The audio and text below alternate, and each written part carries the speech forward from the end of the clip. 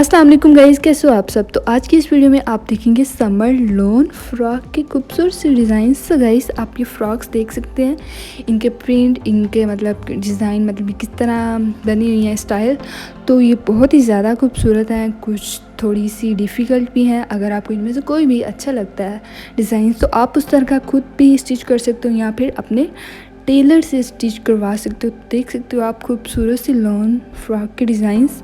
So guys, अगर आपको ये वीडियो अच्छी लगी तो प्लीज़ चैनल को सब्सक्राइब कर दें और बेल आइकन का बटन प्रेस कर दें ताकि आपको आने वाली हर न्यू वीडियो का नोटिफिकेशन मिल सके। सो आप देख सकते हो कुछ लॉन्ग हैं, कुछ शॉर्ट हैं, कुछ के साथ मतलब ट्राउज़र पैंट वाले हैं।